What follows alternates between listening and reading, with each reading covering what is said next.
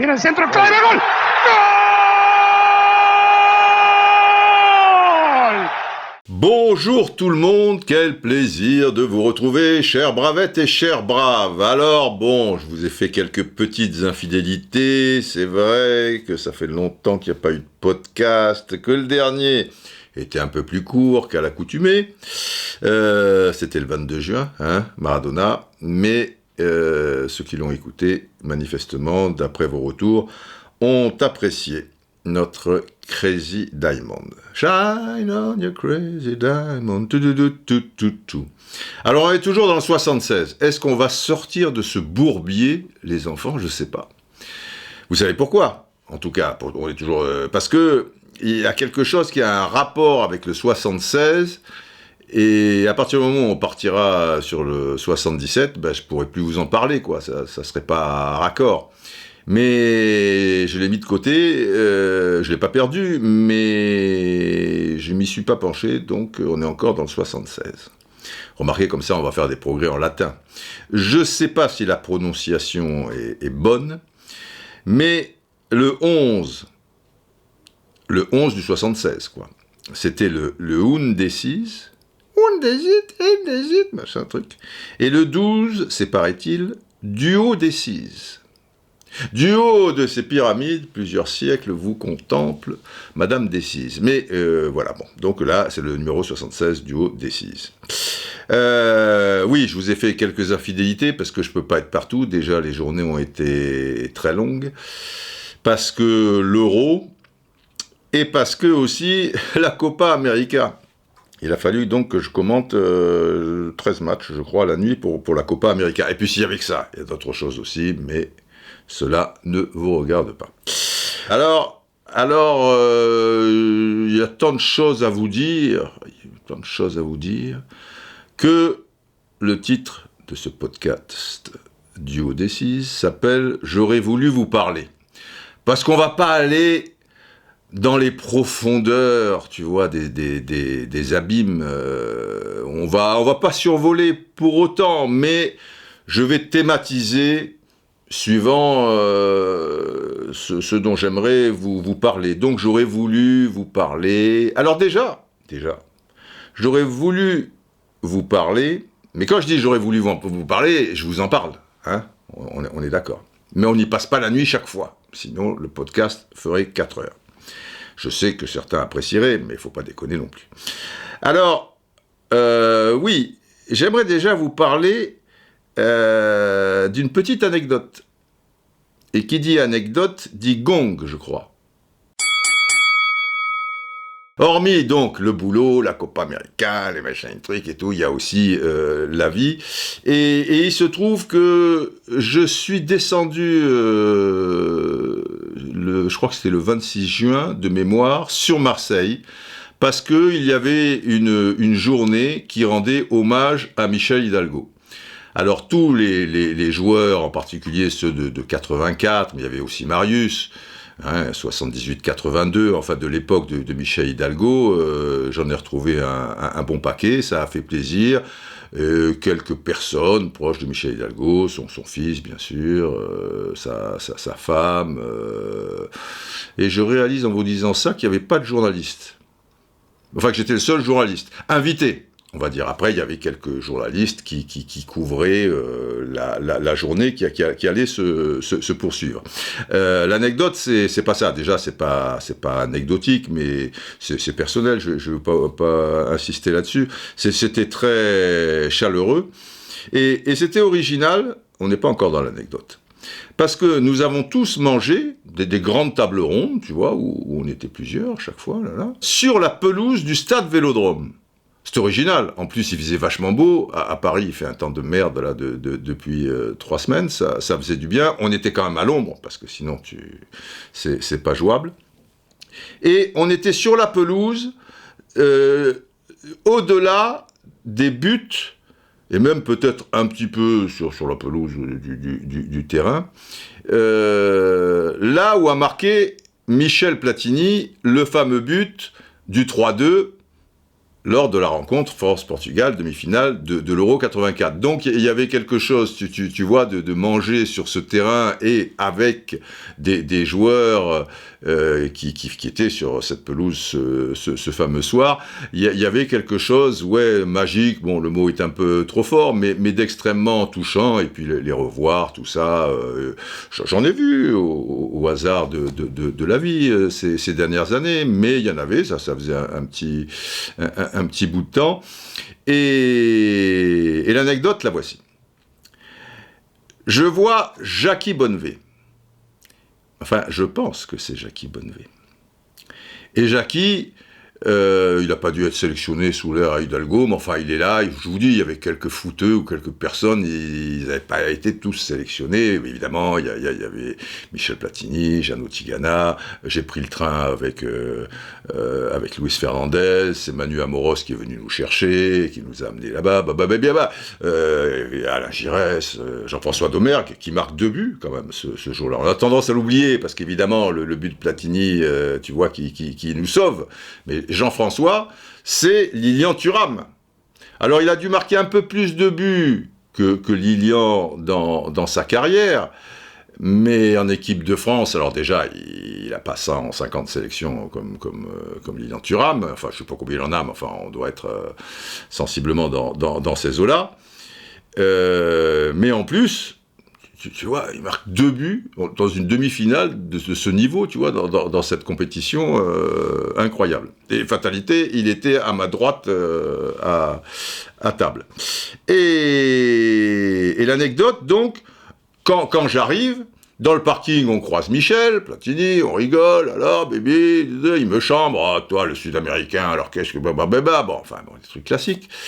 Et puis, on monte, et à un moment, donc, tu tombes dans les bras de l'un, tu vois l'autre, tu trucs, et à un moment, je vois Jackie Bonnevé. Et on se serre la main, tu vois, oh, Jackie, comment ça va? Et il me sourit, il me serre la main. Mais je sens une certaine retenue. Jackie, je l'ai très bien connu à l'époque où il évoluait à Sochaux, parce que fatalité, j'allais souvent à Sochaux, et il fait pas partie de l'épopée européenne, parce que stopper, c'était Jean-Luc Ruti et Djadaoui libéraux, à l'époque il y avait des stoppers et des libéraux, mais il était tout jeune, il est peut-être dans le secteur, il arrive après, enfin on se connaît bien, voilà, machin, très, très sympa, tu vois. Et il me dit bonjour. Mais il me dit pas bonjour Didier comme Jackie Bonnevé, tu vois, il devrait me tomber dans les bras. Ah putain Didier, non, bonjour. Je me dis, bon, il est peut-être endormi et tout, c'est pas un problème. Hop, je vais à droite, je vais à gauche, et à un moment on se recroise. Et je lui donne un putain de coup sur l'épaule assez fort, tu vois, putain, sacré Jackie, boum et truc. Et le mec, il réagit, au lieu de me dire putain sacré Didier, de me remettre la même, tu vois, il sourit, tu vois, un peu pas comme un demeuré, mais il sourit, je dis, mais dans ma tête, je me dis tiens, mais après tout, tu vois, bon ben, il est peut-être fatigué, il est peut-être truc, il a peut-être changé, les gens changent, hein. Moi ça fait quelques années que j'avais pas vu Jackie Bonnevé, j'aime pas trop quand les gens changent, tu vois, ou alors il faut m'expliquer, mais je me prends pas la tête, et après je déambule, etc., et je vais manger. On mange, on rigole, on truc, À un moment, voilà, on est au café, tout ça, on nous dit il va falloir monter à l'intérieur des tribunes, machin, parce que il va y avoir des photos de Michel Hidalgo, donc tout ça et tout, et quelques personnes qui vont faire un discours. Bon, on monte tranquille. Et à un moment, tu le crois ça? Et à un moment, il y a un gars qui dit bon, maintenant on va écouter la personne qui représente la fédération, parce que le président n'a pas pu venir, machin, c'est le patron de la DTN, Hubert Fournier.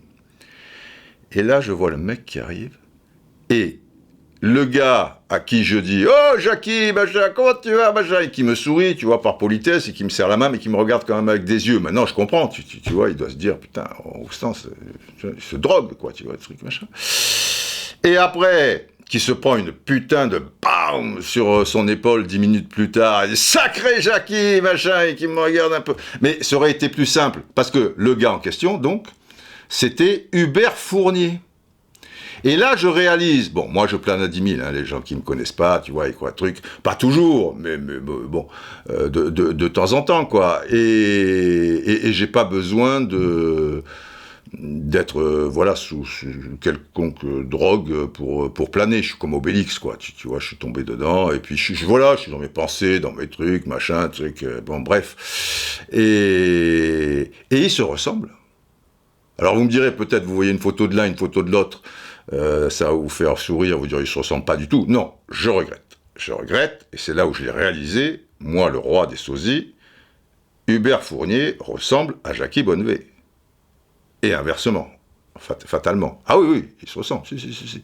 Et là, je me dis, merde, putain, il doit me prendre pour un taré.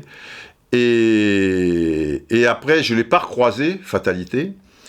Et si un jour je le recroise, parce que moi, je ne connaissais pas Hubert Fournier. Hubert Fournier, je le connais de la télé, entraîneur à Reims, entraîneur à Lyon, mais je n'ai pas le souvenir de l'avoir croisé. Sinon, ça m'aurait fait un peu tilt, tu vois. Alors maintenant, je l'ai croisé. Putain, c'est une réussite.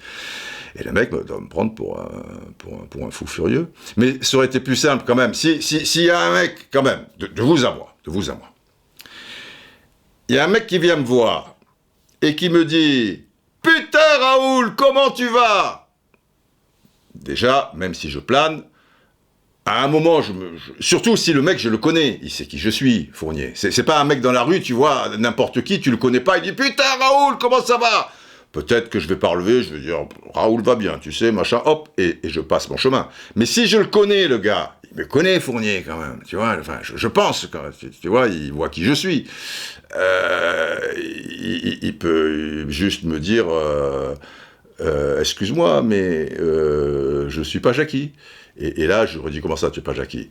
Et ben il dit, non, je suis Hubert Fournier. Et là, j'aurais dit, putain, je suis désolé, putain, mais il y a une ressemblance, hein, Mais le mec me dit rien. Sans déconner, c'est un extraterrestre. 10 minutes plus tard, alors j'aime autant vous dire qu'un gars qui arrive et qui me dit, putain, Raoul, comment tu vas? Et qui me serre la poigne, tout ça et tout.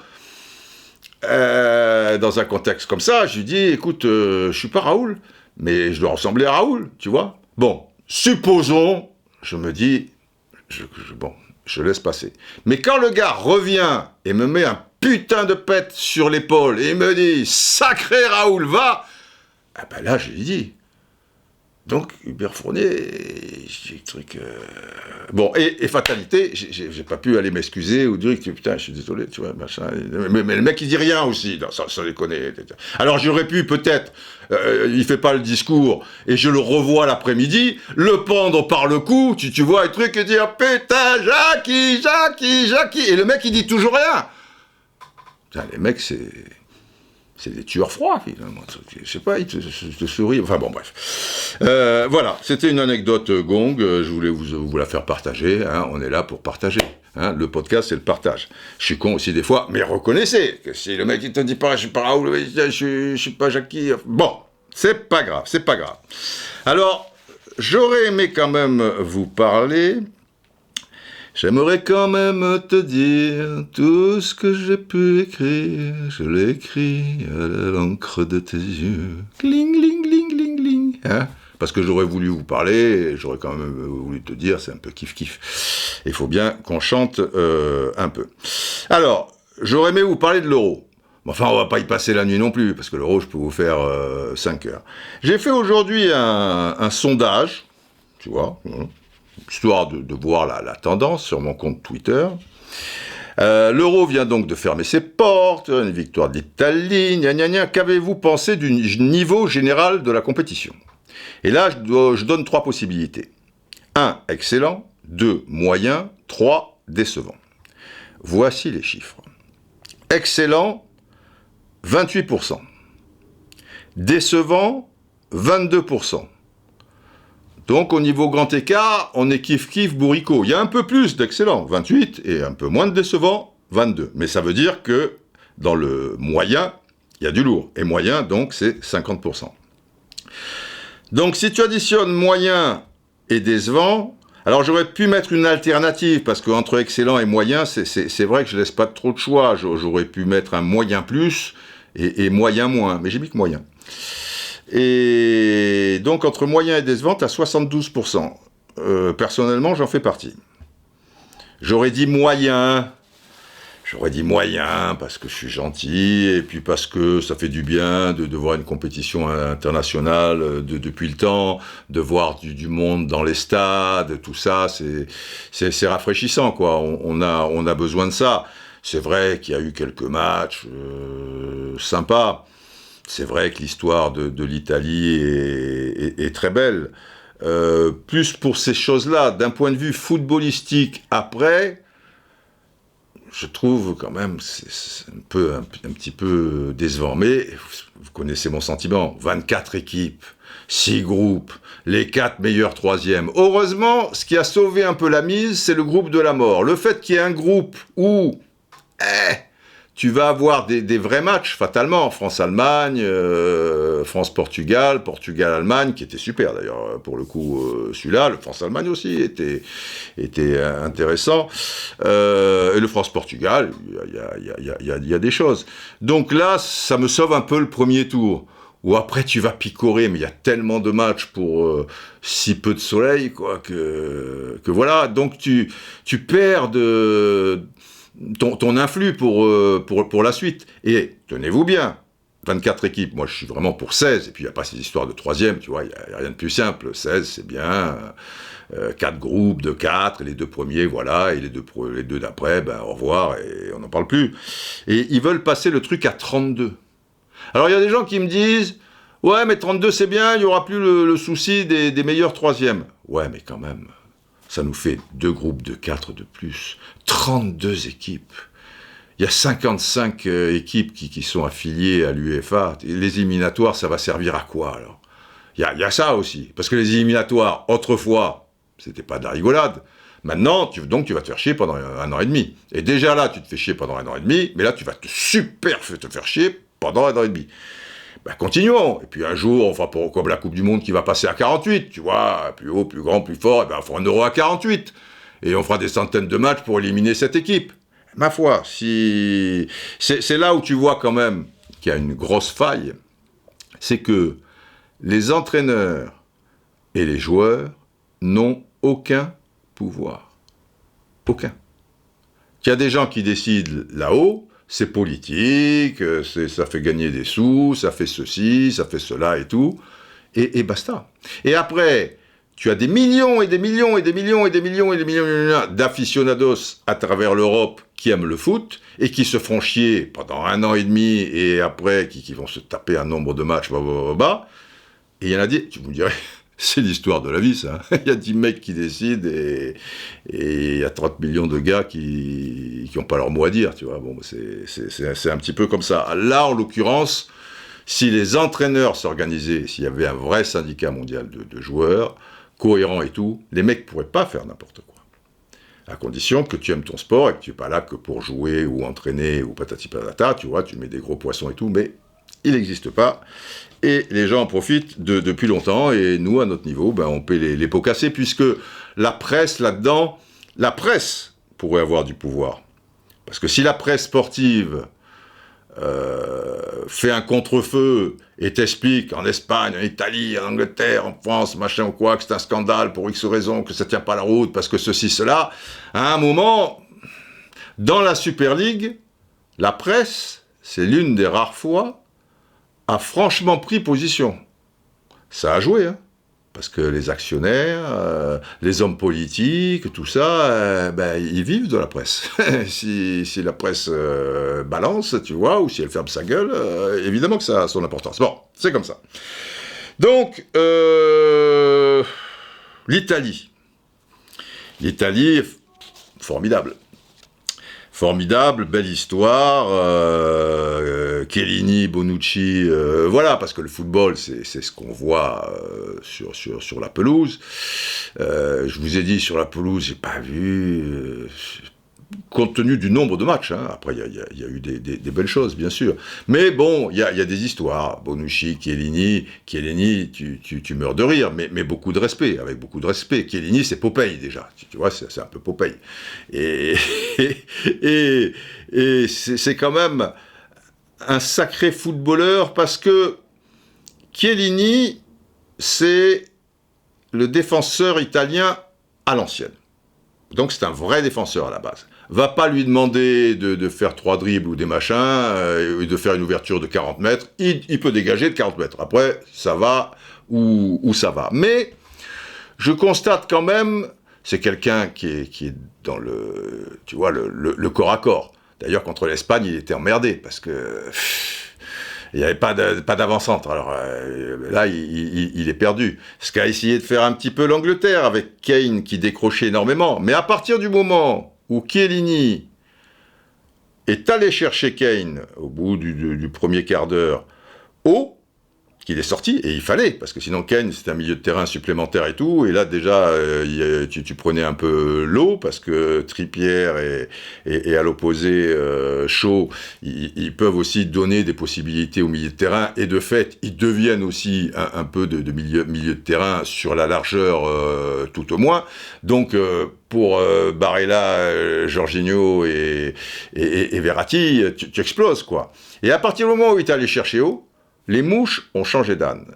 Mais surtout, il a été le supplément d'âme dans cette partie. Et pour revenir à Chiellini, je trouve que c'est un défenseur forcément dur dans les contacts, dur sur l'homme, mais il fait pas beaucoup d'attentats. Et les fautes grotesques, elles sont pas trop dangereuses. La faute grotesque pour le coup, c'est celle sur le petit Saka, où il a mal calculé. Il a pensé au départ que Saka, parce que 2 minutes avant, Saka et Chiellini arrivaient à fond. Et Saka, il a dit, bon, je vais pas plus loin, parce que je me prends un tampon, et là, je fais pas le poids. Et puis là, il a été entre deux eaux, Saka. Tant et si bien que Chiellini, il n'avait pas spécialement d'avance. Et comme Saka est rapide, boum, il a truc. Bon, là, c'est Popeye, tu vois, il a repris par le callback, il dit, oh, mon petit. Mais, c'est pas une agression. Y a des défenseurs italiens, c'est arrivé dans le passé, ou au milieu de terrain, qui étaient méchants, quand même. Chiellini est pas méchant, et je trouve qu'il a un côté attachant. Il est loin d'être con. D'ailleurs, il a passé des diplômes, des choses en psychologie, tout ça. C'est pas l'homme des bois, comme il peut paraître un peu, tu vois, quand tu le vois courir, quand tu le vois machin, tu te dis, mon Dieu, mais qu'est-ce qui se passe et tout. Mais c'est quelqu'un de courageux quand même, parce qu'avec toutes ces blessures, tu vois, tout ce qu'il donne de très professionnel, c'est un grand défenseur. C'est plus qu'un défenseur, parce que c'est l'âme d'une équipe, bien souvent, et dans ce registre, il a également été fondamental. C'est Popeye, hein, c'est un petit peu l'air de Popeye. Il sourit, il est rigolo, il est dans la dérision, il est malin comme un singe, bien sûr, mais je le trouve attachant. De temps en temps, il se fait mordre par Suarez, truc et tout, tu vois. Ça, c'est la vie des hommes. Mais c'est pas lui qui a mordu, c'est quand même Suarez. Et voilà, il y a des histoires, ce qu'a réalisé l'Italie. Alors après, faut se calmer. Une fois la folie retombée, si tu regardes bien, à quoi se jouent aussi les matchs? L'Italie, par rapport à la deuxième mi-temps contre l'Autriche, et ce n'est que l'Autriche. Et nous sommes donc en 8e de finale. De vous à moi, ils doivent passer à la trappe. Alors après, c'est vrai qu'ils ont des ressources, et parfois tu penses que le roseau il va casser, mais non, il courbe, mais ils ne rompt pas. C'est tout à leur honneur, parce que pour le coup, eux, le collectif et tous ces joueurs que Mancini a placés justement dans un objectif, oui, mais commun, c'est plus facile pour lui aussi, comme il n'y a pas de superstar, même si des gars comme Jorginho, Verratti, c'est très fort, mais c'est pas dans des gars susceptibles, tu vois, d'être dans le top 5 mondial, ou même top 10. Ils peuvent se glisser. Par exemple, Jorginho, le fait d'avoir gagné aussi la Ligue des Champions, plus ça, c'est clair qu'au niveau Ballon d'Or, il va rôder autour du ballon. Mais enfin, vous voyez ce que je veux dire. Et après, ça fait plaisir aussi, parce que c'est un grand pays de football. Moi, ça m'a fait de la peine quand ils se sont fait éliminer de la Coupe du Monde, parce que forcément, on a tous ou beaucoup, je pense, des relations particulières avec ce pays. Moi, étant du Sud et connaissant pas mal de gens là-bas. Et alors, ils étaient très, très rigolos, parce que du coup, pour eux, Il y avait donc la Coupe du Monde. Mais la Coupe du Monde n'existait pas. Ils n'y étaient pas. Donc il n'y a pas... Il faudrait que je raconte ça aussi, mais bon, là, sinon encore, ça va durer 4 heures. Mais c'était très rigolo, oui, qui, quelque part, le rapproche de la Coupe du Monde 2018, et pour eux, ça n'existait pas. Non, pourquoi tu me parles de la Coupe du Monde? Non, il y a une Coupe du Monde? Non, ça ne nous intéresse pas. Bah, tu vois, bon, le côté un peu orgueilleux et tout. Mais c'est un grand pays de football, et ça fait plaisir de les revoir à ce niveau. Mais, si on se calme un peu, bravo à eux, et ils n'ont rien volé à personne. Après, contre l'Espagne doit passer quand même, ils ont été bien supérieurs. Tu passes au tir au but, tu vois, un truc. Là, tu gagnes au tir au but. Mais, chapeau aussi, parce que les 20-25 premières minutes, il fallait tenir le coup. Et tu voyais bien que... Voilà, ils n'avaient pas d'occasion, ils s'en sortaient pas, les attaquants, tu peux pas les trouver, tu vois, Insigné, Immobilier, bon, truc, il y a que Chiesa, qui est un peu un buffle, qui réussit à bouger un peu les choses, bouger les lignes, mais c'était trop tendre, alors, avec les Anglais qui attendaient, les trois, milieu, il se passait le ballon, Barella, qui était pas dans un soir, parce que c'est un bon joueur, mais quand il est pas là, il est pas là non plus, tu vois, bon... c'est beau, c'est beau, mais c'est pas non plus... C'est pour l'histoire. Alors, pour le titre, parce que, d'accord, machin, et aussi pour toute l'histoire qu'il y a derrière, qu'on est attendri par cette équipe d'Italie. Et footballistiquement, ok, ça tient la route, il y a eu des belles choses, et puis, voilà, pour le coup, ils essayaient de presser, de récupérer le ballon haut. Quand ils n'en étaient pas capables, parce que les Espagnols, c'était trop fort, c'était trop technique, ou que les Anglais, c'est pas qu'ils étaient trop techniques, mais que physiquement, tu sentais que les mecs, ils te laminaient, quoi, ils te broyaient, quoi, parce que les Rice, Phillips, Walker, c'est un décathlonien, quoi, tu vois, c'est un footballeur, putain, le mec, il est là, l'autre, à l'opposé, Shaw, pareil, tu as l'impression que plus que la compétition avance, plus il a des pectoraux énormes, il va terminer comme Hulk, quoi. Alors après, il a une belle patte gauche, moi je veux bien, et ok, footballistiquement parlant, il est pas maladroit, mais je te dis, ils ont joué beaucoup sur le physique, les Anglais, mais pas comme autrefois, où, effectivement, dans les années 60-70, ils avaient une avance sur les autres d'un point de vue physique, parce qu'ils avaient un mental terrible aussi, une générosité, mais ils avaient une générosité dans le jeu. Alors que là, on y reviendra un petit peu, peut-être rapidement, ou j'ai pas trop le temps, peu importe, ils sont pas généreux dans le jeu. Ils sont très calculateurs. Et en cela, moi, je regrette, mais l'Angleterre, c'est pas parce qu'ils sont finalistes, hein, l'Angleterre, ils m'ont pas ébloui pour un sou. Les mecs... Ils essaient sur les 20 premières minutes. Voilà, ça a été le premier match contre la Croatie, ça a été la même chose en finale, par exemple.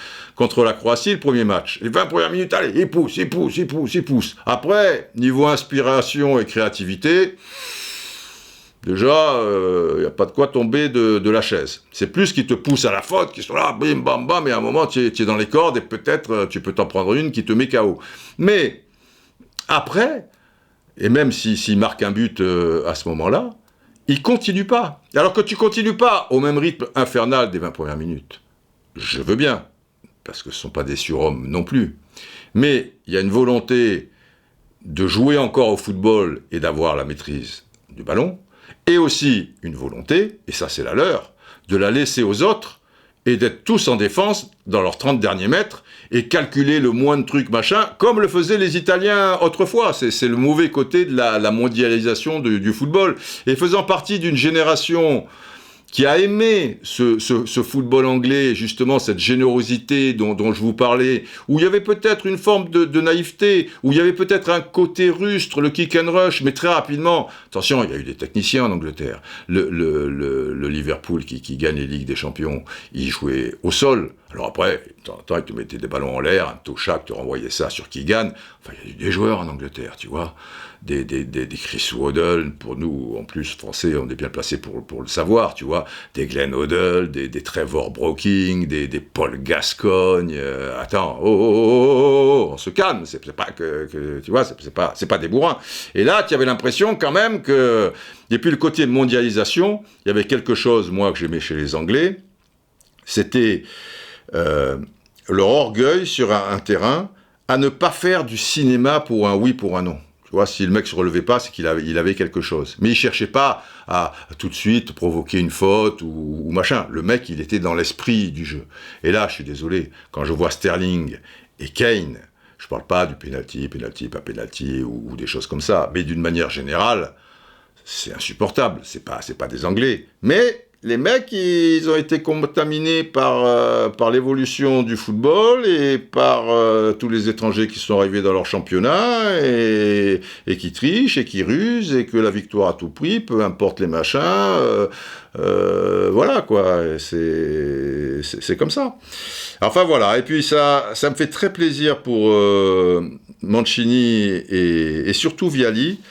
Il se trouve que je les ai bien connus à une époque, en particulier Vialli, à l'époque du syndicat mondial. Et ça m'a beaucoup touché quand j'ai appris qu'il était gravement malade, quoi. Et là, les voir tous les deux comme ça, et puis voir, voilà, il est en forme, tout, ça a l'air d'aller, et trucs, ça fait plaisir. Je vais vous donner une petite anecdote à l'époque pour vous montrer à quel point ils sont frères siamois. Pour ceux qui suivent pas, bon, non, les braves, vous savez tout ça. Mais ils ont grandi ensemble et ils ont constitué une attaque redoutable à la Sampdoria de Gênes des années durant, mais ils étaient très potes sur le terrain. Il y avait quand même quelque chose, tu vois, on les appelait les frères siamois, mais aussi dans la vie de tous les jours. Et puis après... Luca est parti en Angleterre, Roberto est resté un peu à Gênes, et puis après il est parti à la Lazio, et puis après, voilà, bon, la vie fait que... Mais ils se sont jamais perdus de vue, et voir la main que tend Roberto Mancini à Gianluca pour le remettre dans le circuit, l'avoir à ses côtés, et les voir dans ces moments forts, quoi. Tu vois, c'est pas du cinéma, quoi. C'est pas les caméras ou les trucs. Et un petit gong pour une anecdote par rapport à cette période-là. Donc moi, à la base... du syndicat, quand j'ai d'abord trouvé... j'avais trouvé 48 joueurs, mais bon, il n'y en a que 14 qui sont venus, parce qu'après, les autres, ils avaient peur de leur club, peur aussi, alors ils avaient toutes les excuses du monde. Oui, mais Didier, tu comprends, ma mère est malade, oui, mais trucs... Ouais, d'accord, ça va, j'ai compris, bah. Mais Vialli et Ciro Ferreira, que j'avais contacté, tout ça, pour, voilà, ils sont venus, etc. Là. Et après, bon, je fais plus connaissance avec Vialli, mais j'avais fait connaissance avant, pour qu'ils me suivent pour cette réunion devant la presse à Paris, tout ça et tout. Il fallait quand même que j'ai des arguments et qu'ils sachent qui je suis, qu'ils me connaissent, que patati patata. Donc je l'avais déjà vu une dizaine de fois avant septembre 95, la création de l'Association internationale des footballeurs professionnels. Et à un moment, je lui dis, mais tu es toujours en contact avec Mancini? Il me dit, ouais, bien sûr, c'est mon ami, patati, patata, ouais, truc et tout. Ben, j'ai dit, ce serait bien qu'il vienne avec nous, on va avoir besoin de gars comme ça, et patati, patata. Il me dit, pas de problème, je vais m'en occuper, et tu vas le voir à Gênes, voilà, vous bouffez ensemble, et c'est réglé. Ok. Bon, le temps fait son chemin. Après, ou je l'ai au téléphone, ou je le vois à Londres, ou je sais pas trop où. Et je me souviens que il me dit, bon Didier, c'est bon, voilà le téléphone de Roberto, tu le files à personne, oui, d'accord, là. Et des patouilles avec lui, il va te voir, et c'est réglé. Et il est avec nous. Mais je lui dis, mais c'est réglé, tu lui as tout expliqué. Il me dit, je n'ai rien expliqué. Je lui ai dit qui tu étais, là où j'étais, et c'est réglé. Toi, tu vas lui expliquer le syndicat, le pourquoi du syndicat et tout. Ah, j'ai dit oui, mais si finalement ça lui plaît pas ou quoi, il me dit, Didier, il sait que j'y suis, donc il y est. Tu vas lui expliquer, et à la fin du repas, il te dira, Didier, on y va, tu peux compter sur moi. Même s'il ne sait pas de quoi... Enfin, il sait, parce que je lui ai dit, bon, syndicat mondial, machin, et Didier va t'expliquer, patati patata, mais c'est un pas problème. Il ira parce que j'y suis. Donc, vous voyez déjà cette relation filiale, quoi. C'est des frères, c'est plus que des frères. Voilà, c'est des frères siamois. Et ça s'est passé comme ça. Voilà, il l'a retrouvé à la fin de l'entraînement, patati patata, on a bouffé... Alors là, pour le coup, c'était une journée pasta, parce que c'était pas une soirée pasta, parce que c'était dans la journée. Très sympa, avec Walter Zenga, qui voulait aussi savoir, un peu patati patata, le gardien de but, donc. Et ouais, c'est là où je me suis dit, oui, c'est quand même... ouais, les mecs, ils sont proches, parce que je connais des gens, ils sont proches, mais... c'est pas parce que, et parce que là c'est une galère quand même, tu vas dans le syndicat mondial des joueurs, tu t'exposes, tu peux prendre des coups, tu peux... Vous voyez ce que je veux dire, enfin je sais pas si vous réalisez bien, mais c'est des pirates là qui arrivent sur la planète football, et les gens des instances, et les gens même du club, du joueur, ils aiment pas ça. Tu peux avoir que des emmerdes, hein. C'est pas des médailles. Donc, moi je connais des gens, ils se connaissent très bien, mais c'est pas parce que l'un est là, l'autre il dira, bah écoute, tu vas m'expliquer, et après je verrai si je te suis, parce que peut-être est-ce que je peux comprendre. Mais là, c'est pas un problème. Il me dit, Didier, il te dira qui te suit, mais je dis, pourquoi ici? Non, parce que j'y suis. Donc si j'y suis, il y est. C'est comme ça, Didier. Tu vas comprendre, Bon, ok, très bien. J'adore. Alors, puisqu'on est dans l'Euro, j'aurais aimé vous parler de l'équipe de France. Mais alors là, ça mériterait aussi, puis tant de choses qui ont été dites, des trucs, bon, c'est pas... La seule chose qui a pas été soulignée, et peut-être pas encore, parce que c'est relativement récent, mais j'y crois pas trop, c'est que, et donc vous allez a priori l'entendre que dans le podcast, j'espère un petit peu plus tard, ça peut donner des idées si j'ai des amis journalistes qui écoutent et qui réalisent quand même le truc. Pour moi, Deschamps a commis un certain nombre d'erreurs. Qui n'en commet pas. Je suis pas fan de son approche du football, mais chacun a la sienne, ça fait pas de lui un mauvais entraîneur, c'est pas moi forcément qui suis dans le vrai, je suis ouvert. Mais bon, c'est pas ce que voilà. Mais au-delà de ça, il est clair qu'il a commis beaucoup d'erreurs. Et j'ai un petit peu travaillé sur la chose, avec des gens qui étaient sur place, etc. et tout, mais encore une fois, qui n'en commet pas? Le problème est plus profond, c'est que, quelque part, il a perdu la main. Il est évident qu'il a perdu la main sur certaines choses fondamentales. Alors après, des erreurs, ça peut être, tu vois, sur le moment, c'est vrai que lui, il fait pas beaucoup de changements, hein, Deschamps, ou le truc, bon. Le fait, oui, de sortir Griezmann alors que tu risques d'avoir une prolongation, et boum, tu te retrouves sans Griezmann avec une équipe, mais bon, peu importe, des fois, il y a des choix, des trucs, je discute pas là-dessus. Mais c'est plus profond que ça. Et je pense, et pour des tas de raisons, et sans entrer dans les détails, que ce n'est pas l'homme de la situation désormais.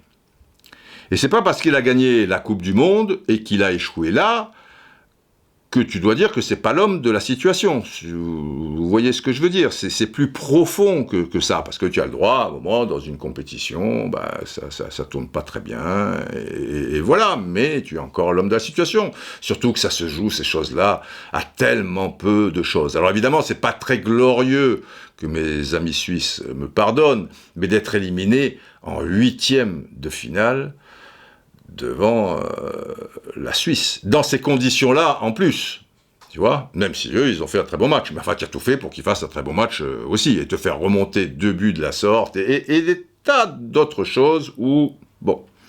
Alors, il y a des gens, ça m'énerve, mais c'est comme ça, il faut quand même que j'en parle, que je vous donne mon sentiment là-dessus, qui vont te sortir, ah ouais, mais l'arrivée de Benzema, ça a tout foutu en l'air. Mais vous êtes fous, quoi. L'arrivée de Benzema, c'est un plus. Alors, effectivement, ça aurait été plus simple qu'il le convoque 6 mois avant, que les gars trouvent leur repère, etc.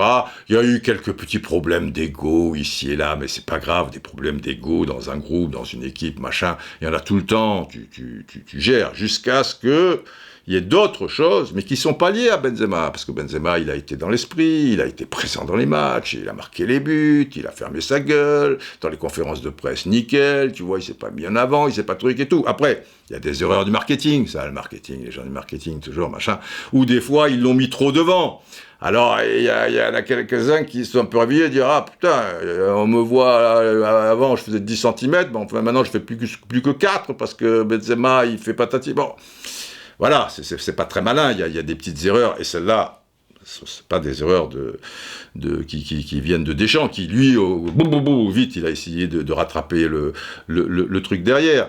Mais là, il est clair qu'il devrait passer la main. L'idéal aurait été que de lui-même, voilà, ça fait 9 ans qu'il y est. 9 ans. Ça va, quoi. Il a fait la Coupe du Monde 2014, il a fait l'Euro 2016, il a fait la Coupe du Monde 2018, il a fait l'Euro 2020 qui est en fait en 2021. Il a fait 4 compétitions majeures, ça fait 9 ans qu'il est là, il y a les soucis dont je vous parle, et coup de bol énorme, tu as Zidane sur le marché, et qui est intéressé? Parce que là, tu pourrais être pris par le temps, enfin, tu peux toujours trouver quelqu'un, hein. Il n'y a quand même pas de problème, mais tu pourrais te dire, ouais, mais est-ce que le quelqu'un, il plaira au sponsor? Est-ce qu'il me plaira moi, président de la fédération? Est-ce qu'il me répondra au téléphone? Est-ce qu'il parle la même langue? Est-ce que... Bon, bref. Mais là, tu as tout. C'est fantastique. Parce qu'il y a une interview de Louis van Gaal que j'ai trouvée extrêmement intéressante. Alors certains peuvent dire, putain, mais Van Gaal, pour qui il se prend? Pour qui il se prend? Attends, Van Gaal, il a fait quand même 2-3 choses. Alors si Van Gaal le dit, mais c'est vrai que il a une forme d'arrogance comme ça, Van Gaal, mais dans l'interview, qui était une triple page quand même dans l'équipe, il y a quelques jours, il le dit, tu sens d'une manière calme, quoi. Enfin, c'est retranscrit, c'est soft. Parce que si tu peux plus rien dire, alors, il y a des gens qui m'ont dit, moi, par tweet, j'avais dit, putain, super interview avec des choses. Il n'y avait pas que des choses sur Deschamps, tu vois. Il y avait un ensemble, et chaque fois, je trouvais ça remarquable. C'est un mec brillant. Il peut avoir des côtés un peu détestables comme ça, mais liés justement à une forme de suffisance, d'arrogance. Mais dans l'interview, il n'était pas comme ça. Alors, si c'est Cruyff qui dit la même chose, alors tu dis, oh, et c'est Van Gaal. Et Van Gaal, excusez-moi, il est quand même bien placé pour avoir une réflexion qui tu peux lui accorder un certain crédit, quoi. Voilà, après c'est pas parole d'évangile, hein, chacun a sa façon de voir les choses. Et il dit, dans les 3 pages, c'est remarquable, mais à propos du Portugal, de l'Allemagne et de la France, qui font partie des 3 favoris à des degrés variables, qui, fatalité, se trouvent dans le même groupe. Qu'est-ce qui s'est passé dans les tirages? Je ne sais pas. Et il te dit, le souci, c'est que ces gens-là sont à la tête d'une sélection depuis trop longtemps.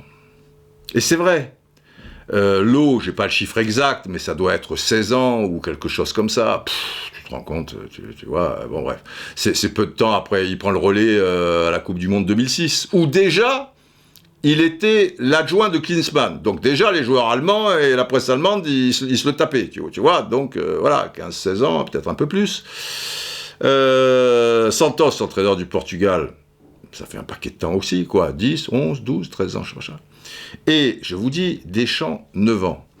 À un moment, surtout quand les joueurs ont pris un certain statut, quand tu as avalé déjà un certain nombre de couleuvres, et il en a avalé, hein, des couleuvres Deschamps. Ne croyez pas que c'est le mec qui dit c'est comme ça, c'est comme si, avec les footballeurs maintenant, et surtout les stars, et encore plus les superstars, eh ben, faut composer, il faut un peu ceci, un peu cela, machin, sinon, qui que tu sois, tu t'en sors pas. Et Zidane, pareil.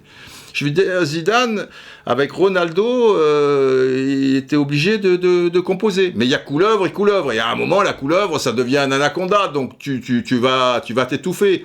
Parce que aussi, le joueur, il te connaît par cœur, il connaît un peu tes failles, et il connaît ton discours. Et ton discours, à force, il a besoin de quelque chose de nouveau. Tout va très vite maintenant.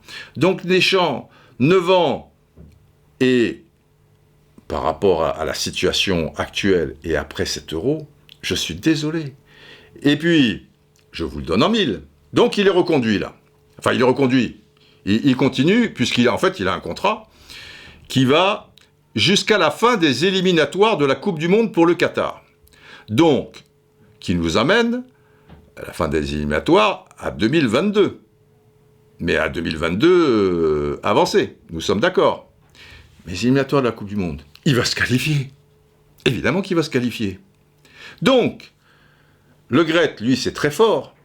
Il ne te fait pas un contrat après une phase finale d'un euro ou d'une Coupe du Monde. C'est ça qui doit déterminer si ça marche encore, etc. C'est les résultats, c'est comment ça s'est passé pendant 3 semaines, un mois, c'est pas avant. Puisque de toute manière, tu te qualifieras toujours pour une phase finale maintenant. Ok, il y a eu l'exemple de l'Italie en 2018, mais c'est l'exception qui confirme la règle. Il y a eu les Pays-Bas à un moment, machin. Mais c'est pareil, en plus tu vas passer à 48, tu te qualifieras toujours. Donc c'est pas à la fin des éliminatoires que tu veux dire, on est qualifié. Ah bah si on est qualifié, eh ben monsieur, je vous reconduis. Et comme il y a toutes les chances que la Coupe du Monde au Qatar, là, il y a X équipes, tu ne seras pas dans un groupe de la mort, tu seras protégé. Et après, alors, il suffit que tu passes les 8e de finale et un peu l'écart, où il n'y aura peut-être pas, en plus, avec la génération que tu as. Donc, tu arrives dans le dernier carré, allez, on va dire, il y a 2 chances sur 3, même si c'est pas terrible, même si c'est la merde, de toute manière, il est reconduit. Donc, soit tu te fais éliminer, mais d'une manière catastrophique, comme ça s'est passé là. Ça veut dire que tu lui as fait signer un contrat quelques mois auparavant, que maintenant, c'est plus tenable, parce que ce serait plus tenable. Après l'échec de l'euro là, tu as un échec au Qatar, c'est pas tenable. Là, donc tu vas payer des indemnités. Parce que toi, avant la phase finale, tu lui as fait signer, en général, c'est au moins 2 ans, tu vois, ou voire 4, je sais pas, non, mais je crois que c'est 2 ans. Donc, et puis le salaire de Deschamps, c'est pas le salaire de la secrétaire qui est 4e étage, 3e porte, machin, hein, et c'est normal aussi, c'est machin. Donc là, tu vas payer, t'as pas d'argent, tu vois, le football amateur, des trucs, mais là, tu vas dire, bah oui, mais c'est la loi, et truc, et je paie 2 ans. Ça tient pas debout. Donc, on trouve ça tout à fait normal. Personne ne dit rien, machin. Parce qu'on va te dire aussi, mais attention, si le gars est pas reconduit et qu'on attend la phase finale, les joueurs se disent, ce gars-là, s'il se plante, ça sera plus lui la prochaine fois. Donc tu le confortes pas, parce qu'il y a eu l'exemple de Jacques Santini et la catastrophe où tu te fais éliminer contre la Grèce, et déjà c'est pas très brillant dans les poules, tout ça et tout, à l'Euro 2004 au Portugal. Et l'excuse, c'était de dire « Ah ouais, mais il fallait reconduire le contrat de Jacques Santini, alors qu'il voulait le reconduire, ou pas, après l'Euro. » Mais ça l'aurait fragilisé. Ça fragilise rien du tout. Parce que sinon, alors, tu fais avant, mais avant. Et après, il se passe ce qui s'est passé à l'Euro 2004. Eh ben, tu dois lui payer 2 ans d'indemnité. L'Euro 2004, quand tu te fais éliminer contre la Grèce et que c'est pas brillant avant, c'est que tu as des tas de joueurs qui ont plus le niveau. Mais comme c'est des gens qui ont gagné le championnat du monde et l'Euro 2000, c'était 4 ans avant, hein, l'Euro 2000, ben ils sont toujours là, quoi. C'est les marquis, c'est les machins, les trucs, mais tu peux pas, ou tu as pas le courage, ou enfin peu importe, mais ils sont là. Mais ils ont plus le niveau, et tu exploses, et puis voilà.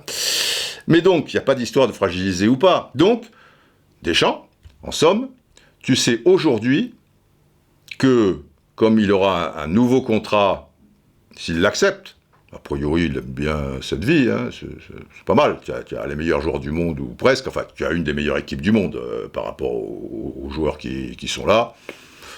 Tu travailles tranquillement, tu peux aller faire du paddle, tu peux faire tes 2 heures de... Comment ça s'appelle, là, sur le côté? Vous avez vu comme il est musclé, Deschamps? Il y a une photo, là, qui traîne en ce moment. Putain, c'est une bête. Ah, bah forcément, le mec, il fait 2 heures de gainage par jour. Vous connaissez des gars qui ont un métier où ils n'arrêtent pas une seconde, qui font 2 heures de gainage par jour?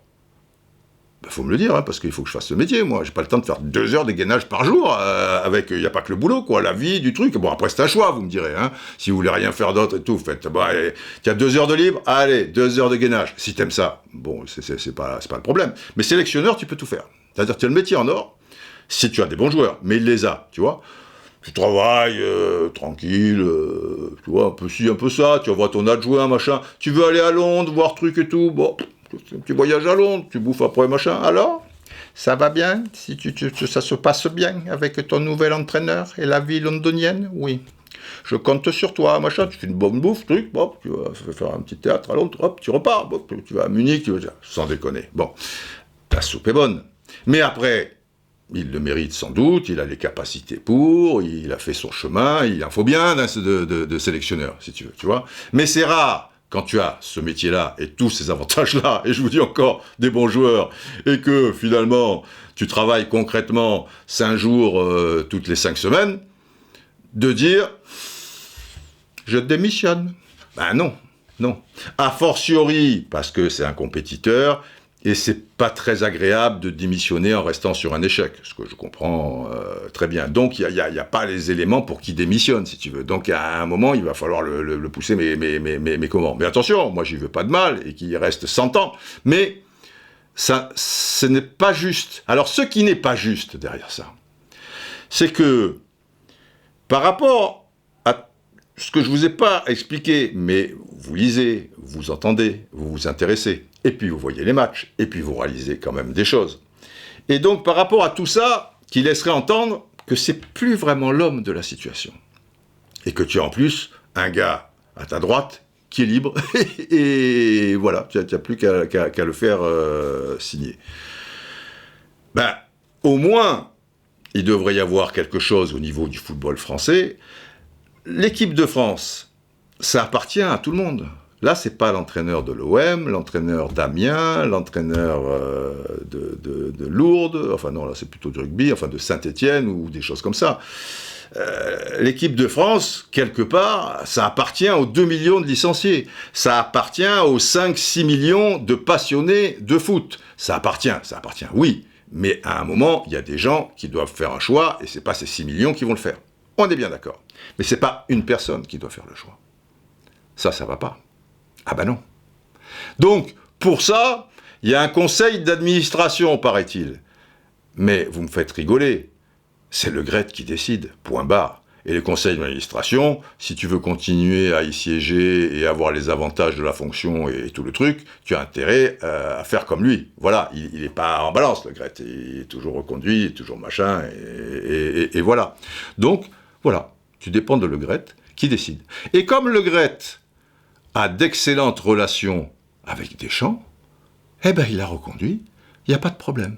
Alors après, et c'est là où le foutage de gueule est merveilleux, et je demande à voir si la presse va s'en emparer un petit peu, enfin si ça va aller quand même, tu vois, auprès de vous, auprès des gens, dire ah, putain, mais c'est pas possible ça. Le GRET, faut bien qu'il justifie les choses d'une manière ou d'une autre. Et comment il les a justifiées, Noël Le Graët ? Sur quoi il se base par rapport à ce tollé ? Mais encore une fois, le tollé, ça peut exister, mais tout le reste, tu vois ? Pourquoi ne pas prendre Zidane ? Pourquoi conserver Deschamps avec toutes les choses ?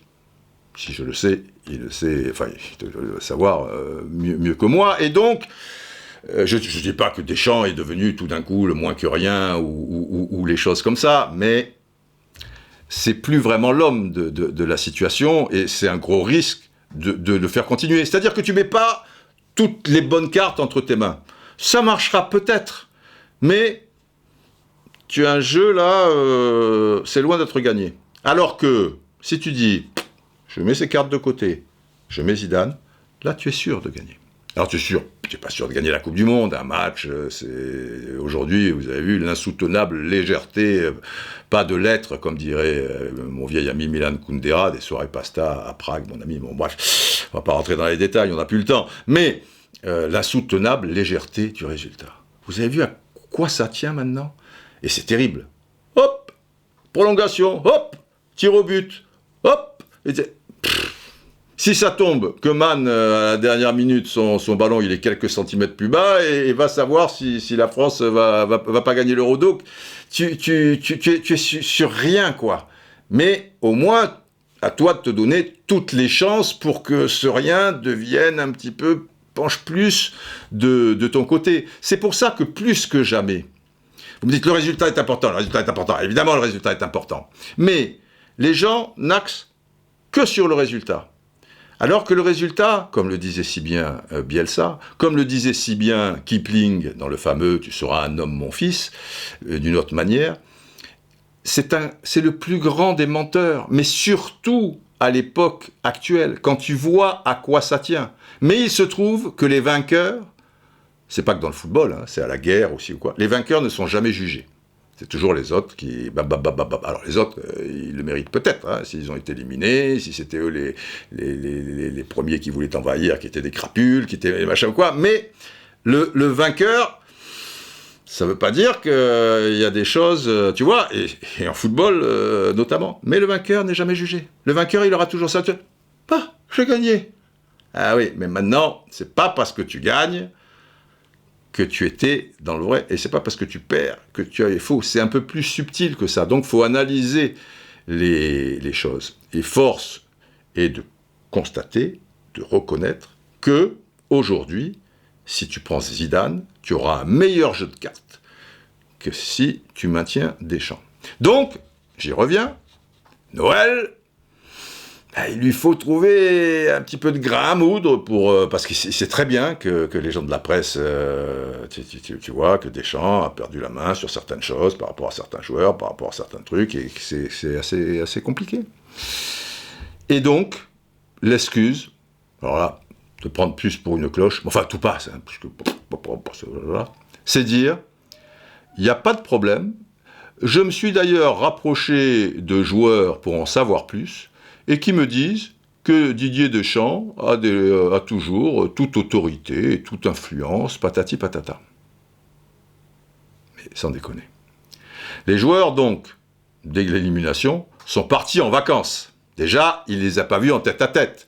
Quand il y en a un qui est en Californie et l'autre il est à Shanghai, Noël Le Graët n'a pas pris l'avion pour Shanghai, manger avec X, et pendant 2 heures, savoir tirer les verres du nez de X, machin. Donc, s'il les a eus, ce qui reste à prouver, et puis qui, que, quoi, il en a eu quoi, 3, 5, 8, 10, qui il a eu? Bon, il ne les a eus que par téléphone. Vachement pratique pour savoir par téléphone, bon. Déjà, comment il le formule? Allez, imaginons un peu, il appelle Raphaël Varane, qui est quand même l'un des tauliers, ou... Allez, Griezmann, c'est un taulier. Griezmann, combien de sélections, machin, un truc et tout. Antoine Griezmann. Noël Le Graët appelle Antoine Griezmann. Vous avez le numéro d'Antoine Griezmann? Oui, président, machin truc. Vous le composez, vous truc. Il est sur messagerie, laissez-lui un message, machin truc et tout. Okay, très bien, machin. Alors, là, Griezmann appelle. Monsieur le président, Antoine Griezmann au téléphone. Je prends. Hop, il prend. Alors là, je serais bien curieux de savoir comment il va faire auprès d'Antoine Griezmann pour avoir la certitude que Deschamps a toujours la main, la véritable autorité, que les joueurs suivent quoi qu'ils disent, que patati, patata, et que c'est l'homme de la situation. Comment tu fais avec Antoine Griezmann? Enfin, la Varane, hein, ou Pogba, ou machin. Antoine, Noël, oui, machin. Ah, monsieur le président, bonjour, truc et tout, ça va, truc et tout. Ouais, on fait un basket, là, avec machin. Ouais, d'accord, très bien, truc.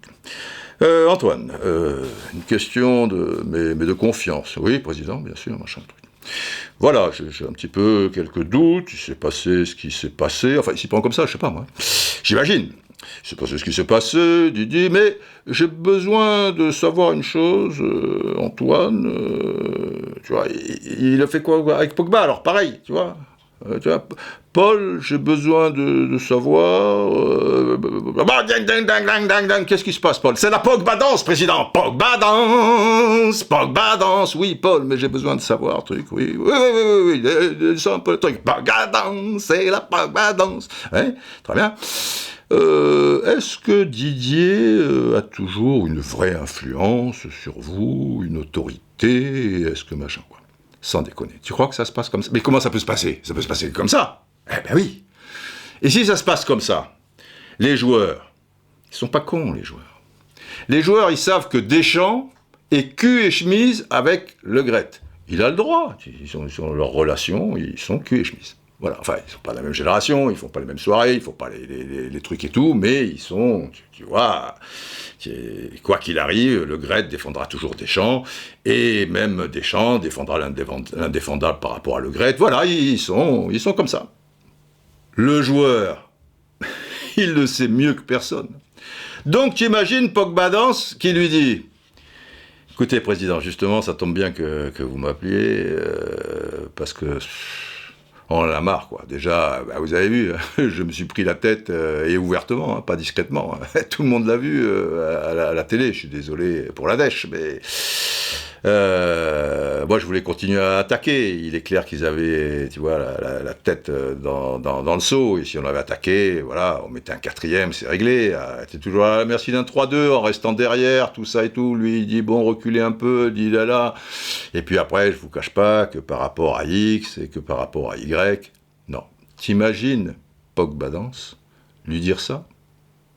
Raphaël, Varane, Hugo Lloris, qui que ce soit, si vraiment il les a appelés, tu vois, il les a appelés. Bon, allez, supposons. Je sais pas comment il va s'y prendre pour le truc, mais enfin, comment s'y prendre? Oui, tu téléphones, mais après, comment formuler le truc? Tu vois, parce que c'est un peu dégradant pour Didier Deschamps, tu vois, de demander aux joueurs, est-ce qu'il a toujours la main? Sachant que Didier Deschamps la prendrait. Tu vois? C'est pas super, quoi. Tu es là, tu vis au milieu des choses, tu le sais ou tu le sais pas, et point final. Donc, c'est très bien, Noël Le Gret. Donc, tu imagines un de ces joueurs cassé, parce que par la force des choses, même si c'est pour le bien général de l'équipe, tu casses Deschamps. Dans la seconde, le joueur sait très bien que « Au revoir, monsieur le président !» Oui. Hop, à peine il a raccroché, Noël Le Gret. Martha, appelez-moi Didier, s'il vous plaît. Didier Deschamps! Oui, Didier Deschamps, pas Didier Barbolivien, connasse. Bon, alors, oui, Didier Deschamps. Bon, ok. Hop. Didier, putain, Pogba, mais tu comptes encore sur Pogba, mais c'est une planche pourrie. Si tu savais ce qu'il m'a dit, patati... Le joueur le sait, et ça se passerait comme ça, et c'est bien normal. Tu vois? Donc, l'excuse... Je me suis renseigné auprès de certains joueurs cadres pour savoir si Didier était encore machin. C'est une vaste fumisterie. Alors qu'il le fasse comme ça, moi, le Gret, pourquoi pas? Mais que ça passe comme une lettre à la poste, ben, je tombe de la chaise. Donc voilà.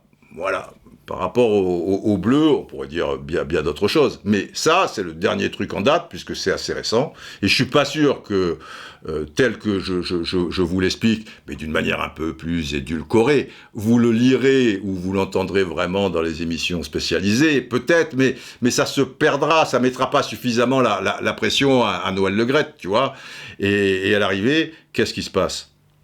Noël Le Gret, ben lui, il préfère que ce soit Didier Deschamps, pour des raisons qui lui appartiennent, mais qui ne sont pas dans l'intérêt général, sachant que, pour les raisons que je vous ai énumérées, il ne met pas en danger considérable l'équipe de France, en ne prenant pas Zidane tout de suite, puisque les résultats, ça passera, ça sera moyen, ça sera ceci, ça sera bien, ça sera machin, ça passera. Mais Le Gret sait très bien qu'à l'heure actuelle, Zidane t'apporterait plus de garanties, et même, lui qui aime bien, des retours d'argent pour la fédération, pour truc, ça créerait, si tu veux, un appel d'air, parce que le marketing, le machin, tu te rends compte, putain, Zidane arrive, truc, les sponsors, l'équipe de France, c'est reparti, ça créerait un élan, mais surtout, pour les joueurs, ça créerait quelque chose.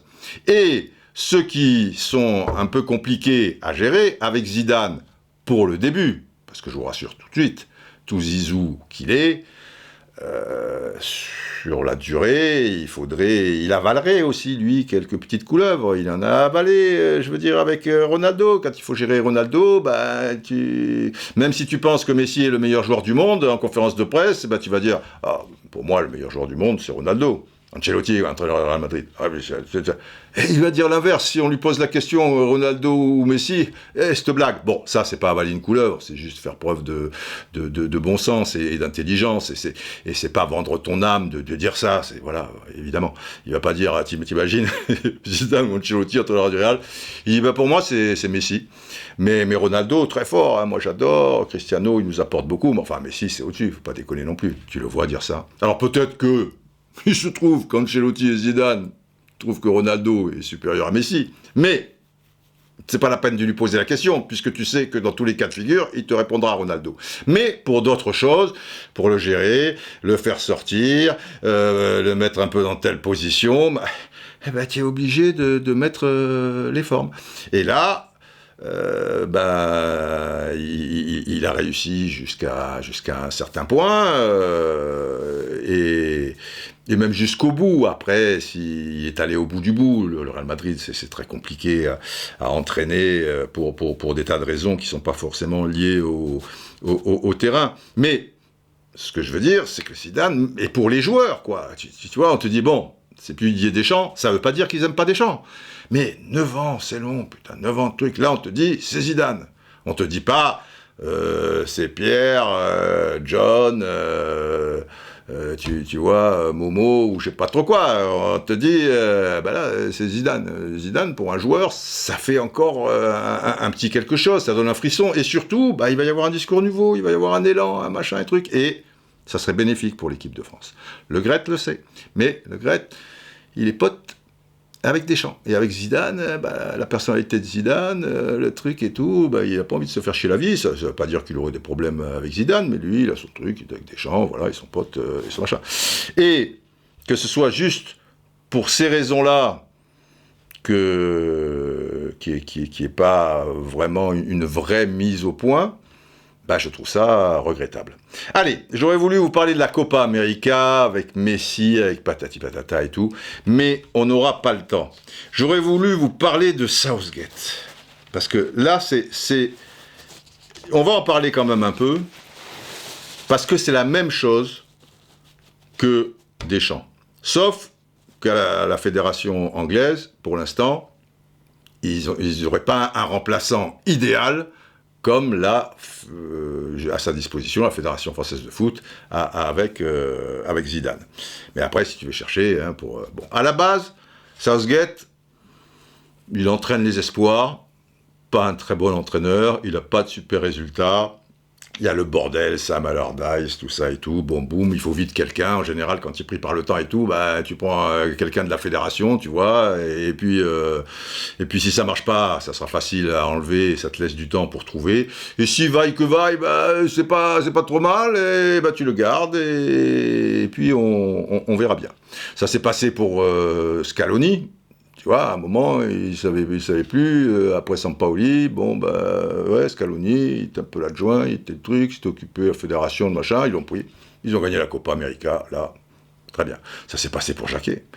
Quand ils ont pris Jacquet, la Fédération Française de Foot, de vous à moi, c'était un intérim. C'est qu'ils étaient pris par le temps, tu vois, et dans l'esprit de beaucoup de gens, Aimé Jacquet, qui restait, après une belle carrière d'entraîneur quand même, mais à la fin, parce que c'est trop long, machin, sur un échec avec Bordeaux, sur un échec avec Montpellier, et un échec à Nancy, plus ou moins, on va dire, dans l'esprit des décideurs et du monde du football, Aimé Jacquet, qui était l'adjoint de Gérard Houllier, ça a été, effectivement, il a fait de belles choses avec Bordeaux et tout, mais il est bouilli, quoi. Voilà, c'est un intérim, et en plus, on est en 93, tu sais qu'il va y avoir la Coupe du Monde 98 en France, j'aime autant te dire que faut pas se planter, mais il y a aussi les éliminatoires de l'Euro 96, et l'Euro 96, la phase finale, et pour bien préparer 98, autant que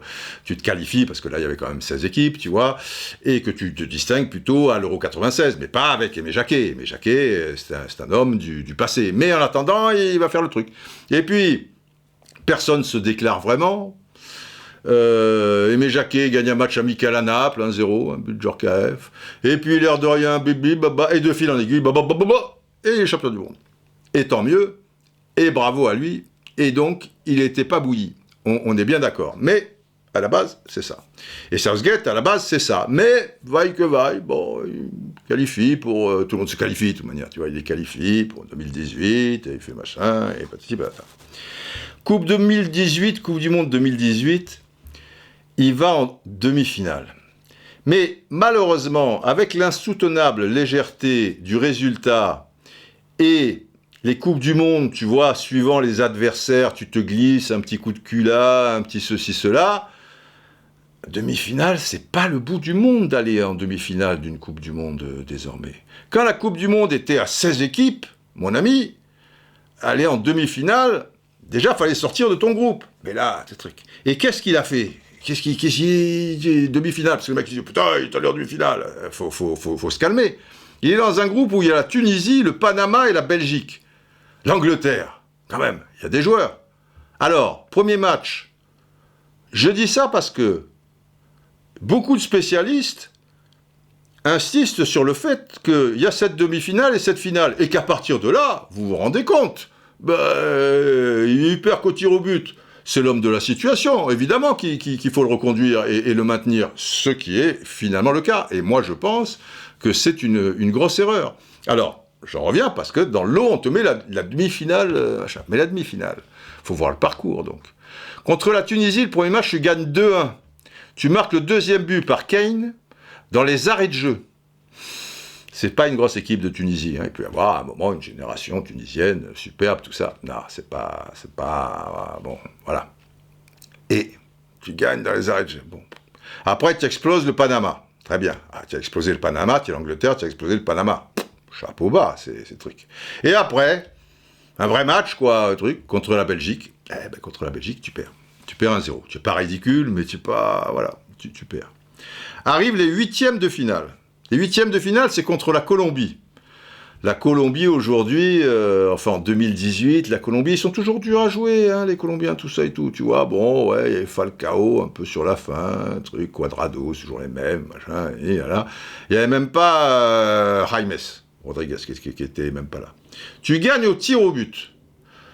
Donc, je ne dis pas que les tirs au but sont la loterie, mais si tu gagnes au tir au but en huitième de finale, ça veut dire que tu pouvais aussi être éliminé en huitième de finale. Bon, mais tu es qualifié au tir au but. Et après, après en quart de finale, tu vas battre la Suède 2-0. Putain, tu as battu la Suède 2-0, l'Angleterre. Alors je sais, les Suédois, ils peuvent te battre aussi, parce qu'ils sont chiants à jouer, parce que c'est pas des mauvais footballeurs, c'est patati patata. Enfin, jusqu'à présent, on peut pas dire. Et donc, tu es arrivé en demi-finale. Et en demi-finale, qu'est-ce qui s'est passé? Parce que c'est ça, Southgate. Et c'est pour ça que je dis, il faut analyser les choses. C'est qu'en demi-finale, contre la Croatie, il marque très rapidement, je ne sais pas, 4-5e minute, un but de Trippier.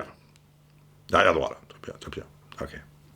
Un peu la même chose que Luke Shaw, où là, pour le coup, c'était à la première minute. Là, c'est la 4e ou la 5e. Et qu'est-ce qu'ils vont faire, l'Angleterre? Ils vont un petit peu pousser, et après, ils sont tous en défense. Et qu'est-ce qui se passe? Eh bien, ils relancent la Croatie, qui était carbo. C'est une bonne équipe, ce sont des bons joueurs, mais les mecs étaient carbo. Ils étaient carbo pourquoi?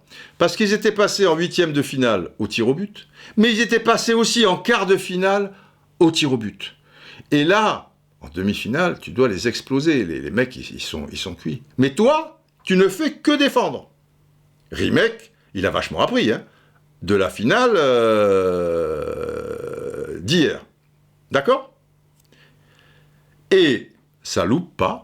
Comme tu les as remis dans le match, et que tu sais pas d'en mettre un deuxième, etc., et que tu joues la sécurité, parce que putain, c'est un entraîneur frileux, lui, plus frileux que lui, je veux dire, l'eau, elle est à 30 degrés, il te met un orteil, il te dit, elle est pas assez chaude, hein, un truc, tu es au Sahara, et lui, il a une putain de doudoune sur le dos, il dit, ouais, mais quand même, il fait 100 degrés, mais bon, ça caille un peu, ouais, très frileux quand même, bon. Et il les remet dans le truc, et à la 68e minute, tu as Perisic qui égalise. Et je vous le donne en mille. Quand Bonucci égalise, que tu les as remis, parce que toi, alors là, au moins jusqu'à la 20e minute, tu as poussé. Parce que ceux qui disent, il a marqué le but là, et dès la deuxième minute, il a fait que défendre pendant 88 minutes. C'est faux. C'est faux. Il a poussé pendant 20 minutes. Et pendant 20 minutes, et plus physiquement que d'un point de vue de talent, de créativité ou des choses comme ça, il a broyé de l'italien. Tu vois, il a broyé. Je broie. Allez, allez, Kyle Walker. Voilà. Il a broyé, mais comme c'est toujours on pousse, ouais, mais on pousse où, on joue comment, on fait truc, ouais, comme créatif, ben, comme il y a que Mount, et à partir du moment où Ken peut l'être un peu, mais son rôle, c'est quand même d'être avançante. Moi, je veux bien qu'il décroche un peu, mais enfin, s'il passe sa vie au milieu de terrain, il te reste que Sterling, et Sterling, sans déconner. Si c'est un Euro où Sterling est le meilleur joueur, parce qu'à un moment, les mecs, ils étaient en train de te dire, Sterling, c'est le meilleur joueur de l'Euro. Ah bah, je rends mon tablier. Sterling. C'est un bon joueur, Sterling, je discute pas. Mais si Sterling est le meilleur joueur de l'Euro, ça te donne une tendance sur l'Euro. C'est pas possible que Sterling soit le meilleur joueur de l'Euro. C'est pas parce qu'il a marqué un but contre la Croatie, alors là, c'est le premier match, hein, on n'est plus dans la Coupe du Monde 2018, et puis un autre, je sais plus contre qui, et qui pousse sur des temps réduits.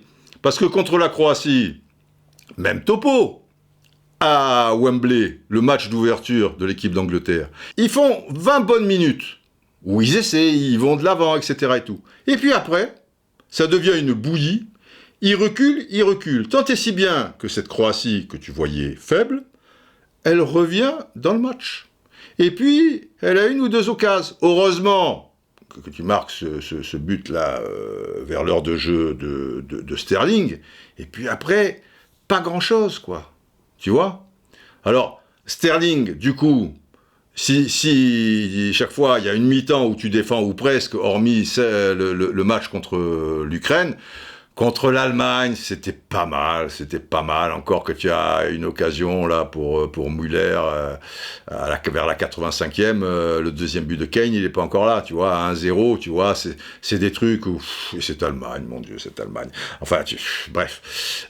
Mais si tu me dis Sterling est le meilleur joueur de l'Euro, bon, si tu me dis cette Angleterre, elle vous plaît, elle est excitante, avec les avantages qu'elle a eus, avec les joueurs qu'elle a, tu vois.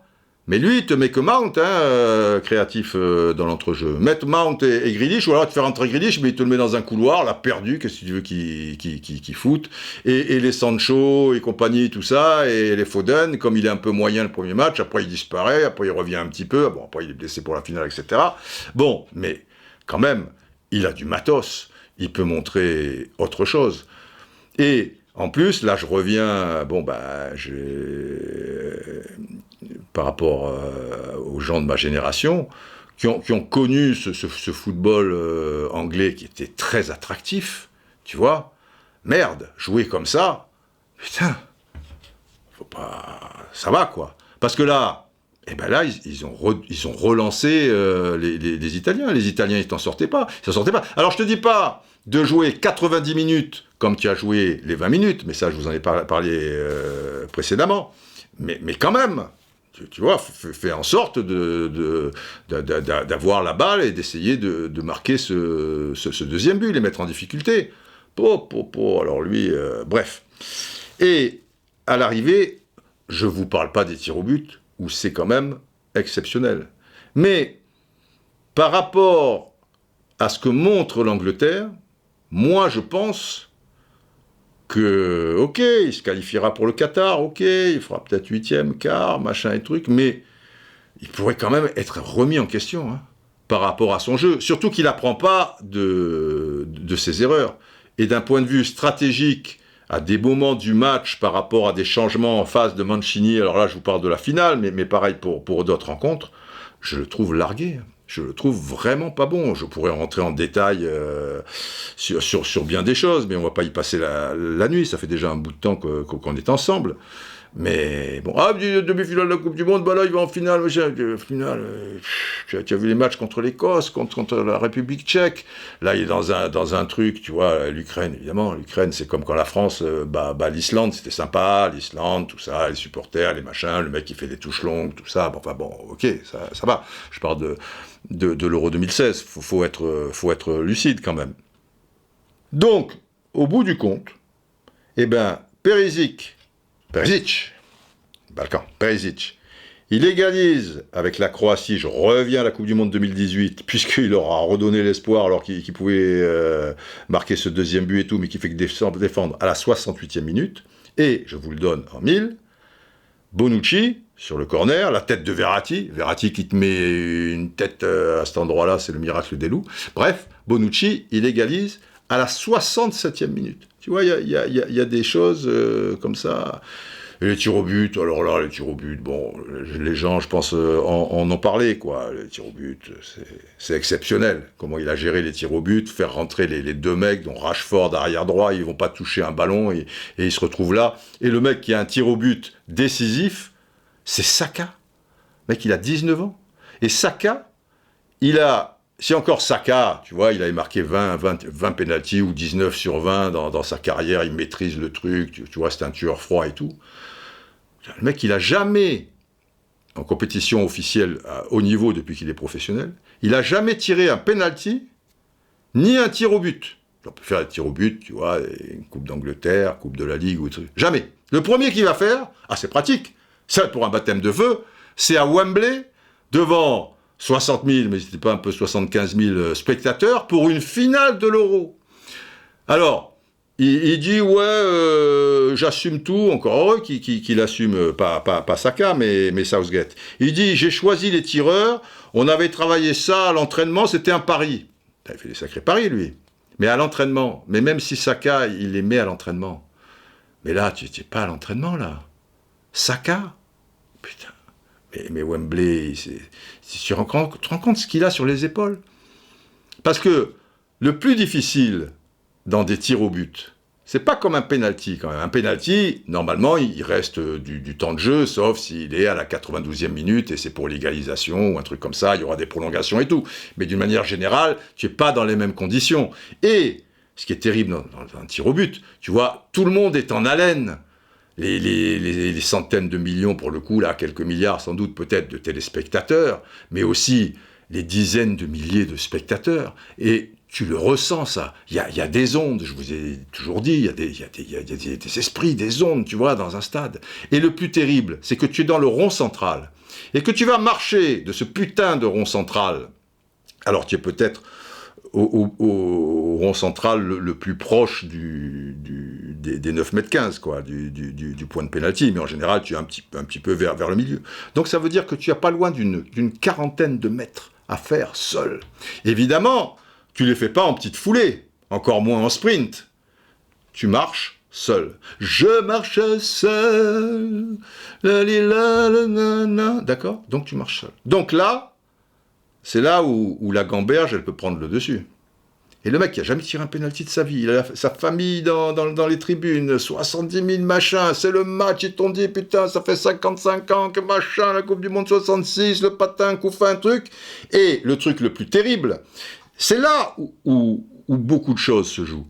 Je vous avais passé l'interview de Bellone, on avait fait ça dans un podcast, si vous êtes bien fidèles, où il avait été choisi à un moment, parce que les premiers tireurs, les 5 tireurs, ça avait été réglé, et lui, il voulait pas, et Henri Michel, il dit, bon, Bruno, vas-y. Putain. Et sur les 40 mètres, souvenez-vous ce qui lui passait par la tête, et il était battu, quoi. Il dit, je vais louper. Il dit, putain, je sentais que j'allais rentrer à Paris et à Cannes en pirogue. Ils allaient me laisser là ou quoi, tu vois, les trucs. Alors bon, ce qu'il a sauvé, c'est que le gardien de but brésilien, je fais une petite parenthèse, il crache sur le ballon à ce moment-là, m'explique Bruno. Je ne pense pas qu'il l'ait dit dans l'interview. Il crache sur le ballon où il y a un truc comme ça. Et là, Bruno, ça l'a tellement énervé qu'il a oublié son mal-être et le fait que s'il la loupe, il repart en pirogue de Guadalajara jusqu'à Cannes. Ça fait une trotte quand même en pirogue. Je ne sais pas si vous l'avez déjà fait, mais bon, moi je le fais quelques fois. Il faut des bons bras quand même en pirogue. Bref. Et là, ce crachat, je crois que c'est un... Voilà, il crache vers le ballon. Pas pile poil sur le ballon, mais il crache machin. Et ça l'a tellement énervé qu'il a oublié, il a fait abstraction du reste, et il me dit, et là je lui ai dit, je vais mettre une mine, mon ami. Voilà, là il était plus dans la peur, dans la truc, il était dans la rage. Et cet âne, entre guillemets, de gardien but brésilien, il l'a relancé. Bon, la mine, on le sait, elle a tapé le poteau, mais elle a retapé la tête du gardien, miracle des loups, et c'est rentré. Mais là, Saka et puis Donnarumma, il n'a pas craché en direction du ballon et tout, donc c'est terrible pour lui quand même. Et c'est pas possible, parce que là, il a le rôle qui est le pire en plus. Le 5e en général, dans les tirs au but, il faut que le premier soit très bon, et un spécialiste de l'exercice, qu'il la mette parce qu'il va donner le tempo. Il va lancer le truc. Ou, si c'est pas le premier, parce que c'est l'équipe adverse qui tire et qui marque, il va mettre déjà un premier garrot et donner confiance au reste, on est un partout, voilà, bon, bref et tout. Et il faut que le 5e soit très bon aussi, d'une manière générale. Alors souvent, ça peut être le héros, ça tombe bien, parce que si il le tire pour la gagne, alors là, dans la tête, il est archi-libéré. Puisque, s'il le rate, c'est pas perdu. Il faudra qu'un autre le rate derrière aussi de son équipe, donc ça sera pas le pire des machins, il sera pas complètement à jeter. En revanche, si tu es le 5e, mais que tu tires pour l'égalisation, ça veut dire si tu le rates ou si c'est arrêté, c'est mort, alors là, tu t'es pris sur les épaules 500 kilos de plus, quoi. Et le mec, Southgate, il a désigné les tireurs. En général, quand même, il faut qu'ils le sentent un peu. Alors évidemment, il y en a toujours quelques-uns, des spécialistes, évidemment que ça se décide pas à ce moment-là, qu'il y a truc et tout. Mais là, et Roy Keane, qui a pas la langue dans sa poche, a précisé derrière, mais c'est un scandale que ce soit lui qui le tire. C'est quasiment perdu d'avance. Alors que sur la pelouse, tu as des mecs comme Luke Shaw, le culturiste là. Putain, tu as vu les trucs qu'il a, Luke Shaw, machin, un truc et tout. Ah, tu vas pas tirer toi, Luke Shaw. C'est le gosse qui machin, un truc, Luke Shaw. Putain, t'as un pied gauche. Putain, le pied gauche de Luke Shaw, machin, un truc. Hop, la tête de Ken. Oh, le pied gauche de Luke Shaw. Et le pied gauche de Luke Shaw. Oh! Vas-y, mon ami, tu en as gagné des matchs, des titres, des trucs et tout. L'autre, il est professionnel depuis 1 an et demi. Saka, c'est pas un titulaire à part entière et tout. Des gars comme Stones, des gars comme Sterling. Vous me dites, Sterling, meilleur joueur de l'Euro. Il va être sacré meilleur joueur de l'Euro. Ça, c'était avant le final. Mais le meilleur joueur de l'Euro, qui est attaquant, en plus, c'est quand même une situation qu'il connaît, il va laisser le gosse frapper. Ah, laisse tomber. Et Keane avait mis Jack Grealish dans le coup. Mais Grealish, par rapport aux déclarations de Roy, que ne serait pas avec Roy, lui, il a quand même rectifié, et il a dit qu'il était prêt à le tirer, lui. Et il voulait le tirer. Ah ouais, mais Southgate, il a dit, toi. c'est mort. Faut le faire. En plus, Southgate, et c'est là où tu te dis, tu peux pas aller loin avec 5. Si tu apprends pas de tes erreurs, où tu vas aller? Je vous ai expliqué l'erreur de toujours redescendre et jouer la défense, machin truc, bref. C'est que, lors de l'Euro 96, je ne sais pas si vous avez vu, si vous me suivez sur Twitter, le petit truc que j'ai fait là-dessus, la petite vidéo. Euro 96, demi-finale contre les Allemands. Les 5 de chaque côté ont marqué. Ça veut dire que maintenant, ce sont les tirs au but couperés. Et là, il y a déjà 5 en moins, anglais. Et Southgate, alors lui, les pénaltys, c'est pas son truc, mais contrairement à Saka, il en a tiré un dans sa carrière. C'était 2 ans auparavant, il jouait à Crystal Palace. Et je sais plus si c'était contre Derby County ou Ipswich Town, mais le penalty a eu des répercussions terribles, parce qu'il l'a raté, et le fait qu'il le rate, Crystal Palace est descendu en 2e division, en Championship. Donc j'aime autant vous dire qu'il en a pas retiré depuis, parce que ça l'a marqué. Et là, tu as le sélectionneur Terry Venables, de l'époque, Euro 96, qui croise un peu le regard de Southgate et qui lui dit Gareth, va tirer. Et là, c'est difficile quand ton sélectionneur, il te dit va tirer, et toi, c'est difficile de lui dire eh ben non, j'y vais pas parce que je le sens pas du tout, monsieur machin. Et en plus, même s'il avait 26 ans à l'époque, il était en sélection depuis, là, on est en demi-finale de l'Euro 96 à Wembley. Déjà, donc il connaît bien ce truc, Southgate, ce problème. Et en plus, Wembley et les 35-40 mètres dont je vous parle, etc. Et il est sélectionné que depuis décembre. Donc depuis 6 mois, tu vois, il doit avoir 6-7 sélections. Tu vois, c'est pas un mec qui a les épaules, c'est pas parce qu'il a 26 ans, voilà. Il n'y a pas qu'une histoire d'âge dans le truc. Et Southgate, il le sent pas, mais il y va. Et c'est pour ça que toute l'Angleterre a bien réagi, parce qu'il a dit, lui, au moins, il a eu le courage d'y aller, on lui a dit d'y aller, machin, c'est le soldat, truc et tout. Et évidemment, il a tiré en ayant la tremblote, comme le petit Saka, peu cher. Et il a fait la même, mais de l'autre côté, mais intérieur du pied, tu vois, et Andreas Köpke, qui était le gardien de but allemand de l'époque, il l'a arrêté facile, comme Donnarumma a fait avec Saka. Donc c'est un mec qui a vécu la même situation, au même endroit, à la même heure, au même endroit, c'est une chanson, bon, hein, perdons pas le fil. Et lui, il va te mettre Saka. Quand tu vois la tournure des événements, que tu vois que tu es en train d'en rater un et que tu as déjà du retard, parce qu'ils l'ont rapidement le retard avant que Jorginho rate. Normalement, si Jorginho met, c'est fini. Putain, par la Sterling. Mais ne mets pas Saka, 5e tireur, faut pas déconner. Mais le meilleur joueur de l'Euro, Sterling, merde. Tiens, grand joueur, Sterling, machin, truc. Bon, je taquine, mais ça, au-delà d'avoir fait rentrer les deux pour les tirs au but, ils ont quasiment pas touché un ballon et Rashford arrière droit, enfin, ça mais tu fais ça, je sais pas, en promotion d'honneur, déjà, mais tu fais ça à ce niveau-là, le mec, on a fait un pari. Putain, je vais pas faire de pari avec lui, il faut pas aller à la guerre avec lui. On fait un pari, tu mets le pied là, il y a une mine, tu sautes, il n'y a pas de mine, tu sautes pas. Ah bah oui, je vais pas mettre le pied, tu vois. Je vais pas faire un pari avec toi, Garis. Allez, tu as froid là, mets un pull vert. Donc, derrière ça, dire sous prétexte que demi-finale, et cette finale par rapport à cet Euro, enfin, encore une fois, je suis peut-être trompé, hein, peut-être que l'Angleterre était éblouissante et que leur jeu vous a ravi et que vous trouvez qu'il a donné le maximum avec le matos qu'il a. Moi, je trouve pas. Mais d'un point de vue stratégique et par rapport à tout ce que je vous expliquais et tout, ben, le mec, il a reconduit. Machin, truc. Et puis là, il y a voilà, bon, j'aurais bien parlé de la Copa América, mais je sens la présence d'un général. Oh, Didier. Je n'ai même pas parlé avec le colonel Atti. Vous allez lire des textos. Non, général, c'était juste pour vous avoir... Garde à vous. Oui, je suis droit, là. Merde. Bon, général, il nous faut conclure, parce qu'on parlera de la Copa América, de Messi, de tout le tralala plus tard. J'avais envie de vous dire, voilà, je voulais seulement te dire, la cabane au fond du jardin. Général, il faut conclure, parce que sinon, ça part en cacahuète. Très bien. Mais intéressant, stratégie, Southgate, Deschamps, truc, machin. Quand même, Didier. Eh oui, quand même. Enfin bon, concluez, très bien. Longue vie aux braves!